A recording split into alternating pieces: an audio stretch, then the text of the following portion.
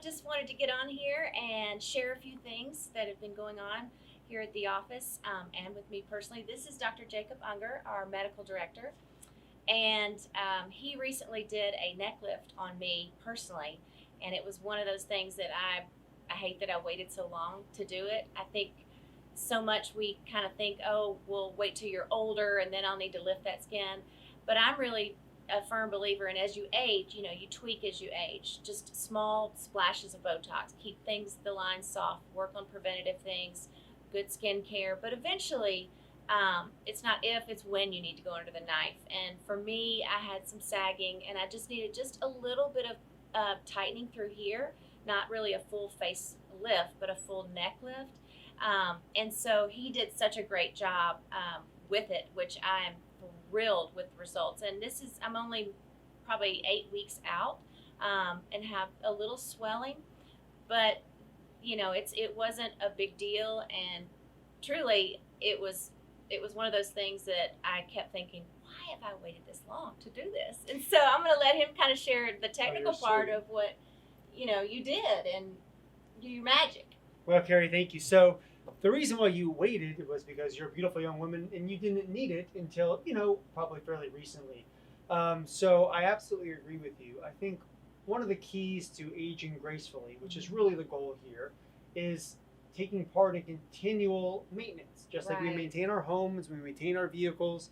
What you offer is the highest level, the most cutting edge skincare and rejuvenation that's out there. Right. And through the processes that you provide and the services you provide, you're able to help men and women look and feel their best on a daily basis. Mm-hmm. And that's very helpful, and that helps us feel fresh and look great. But father time, as they say, doesn't stop for anybody.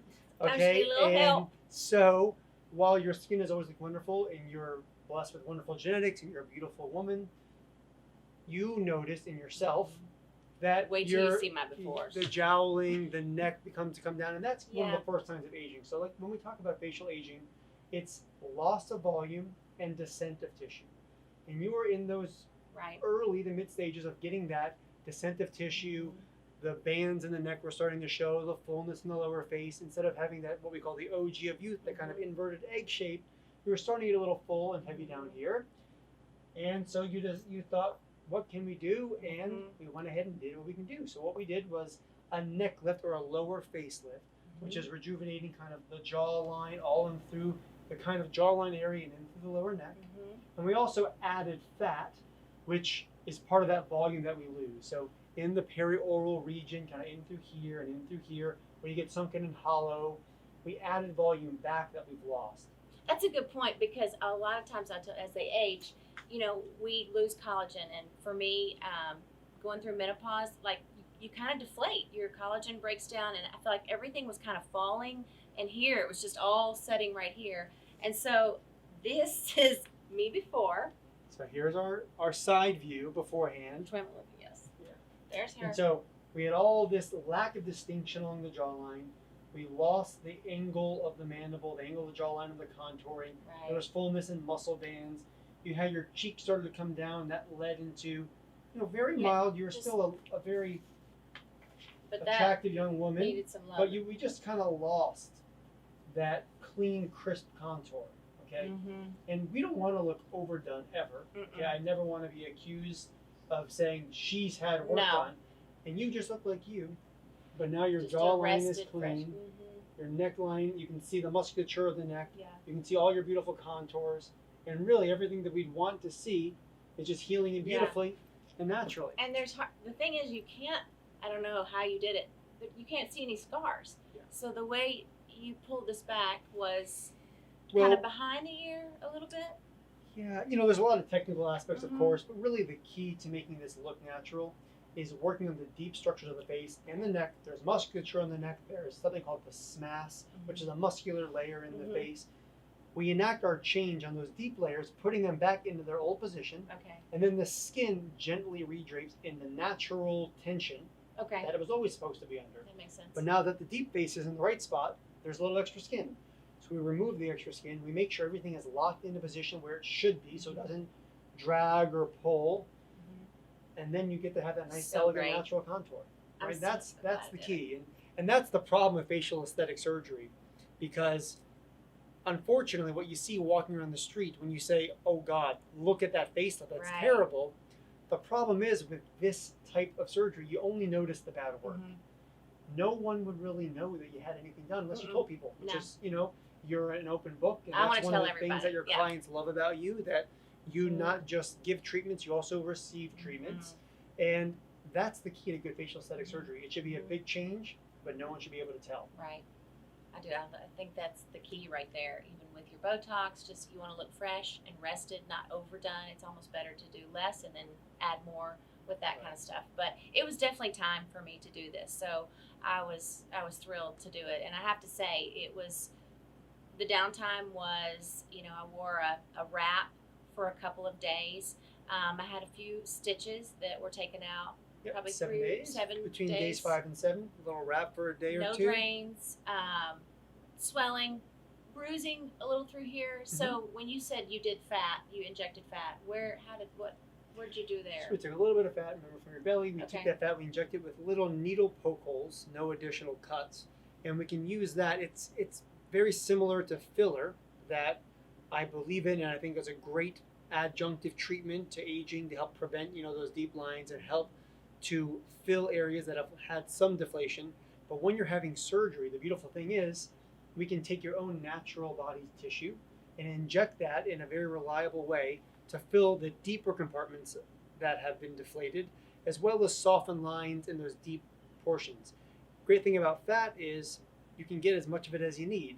Not that you need a ton of it, of course, but it's a lot more than filler, which comes in 1 cc aliquots. So we probably injected, I don't have my op report in front of me, around 15 to 20 cc's of fat into your face in this region to fill those areas back in a really natural way. That's permanent filler because it's your tissue. And it acts just as the rest of your tissue acts because it's just replacing that lost volume. Does it stimulate your own collagen when you in that area, or is it just using the fat to create the volume? It's not. So I don't like to oversell anything. There is absolutely a special hormonal mix and stem cells within fat. We know that. The long-term implications of that, just going by the science, we know stem cells can help rejuvenate and restore things. We know that the hormonal mix within that fat can help to stimulate collagen growth and create improvements in skin texture over Lyme where fat's injected. That much is clear. But I think there's so much benefit from the volume in and of itself that there's no reason to try to tout magical extra abilities. We know that this is a long-term permanent solution that adds that volume back that you otherwise can never get back. Something else that I've been doing, we recently purchased a new laser, or a new treatment, and it's the Opus laser, and it works. It's a plasma laser that creates, it's almost like reverse, what am I trying to say, ablation underneath. And so it grounds it when it touches the skin. It's a roller, and so it's almost ablating underneath the skin. And, the old CO2, it's similar to a CO2 fractionated laser, but without the downtime. And so it's bypassing that top layer of the skin and doing more of the thermal heat injury, the controlled injury that we want underneath to stimulate the collagen. So I have been doing those, and those are great. I mean, I had one done Wednesday, and so what I love is that I don't have the downtime of the oozing and the peeling and stuff. And so doing a series of those, I think has made a huge difference. And I've been working on my neck and my chest. And you've had one. And so that's a really good point, Karee, because facial rejuvenation is all the way through, right? So what we did together, I like to think of as foundational work, rebuilding the foundation, rebuilding the house. But that doesn't replace the need for siding, windows, and paint, right? So you need to continually work on your skin. Obviously, this laser is a great opportunity to really get very deep into the skin to rejuvenate and refresh and get neo-collagen formation. And then, of course, there's a level even above that, the even more superficial level that you do with facials, skin treatments, appropriate skin care, sunscreen, etc. So you really need every part of the puzzle. And obviously, the deeper you go, the less frequently you need it. You don't need to rebuild your house every week or year or even 3 years. I just put a new roof on. This will last me a while. Yeah, you got you got a decade there minimum. Okay, so So it is about that stepwise approach, and that's why it's great to make sure you're combining top-down care. Right.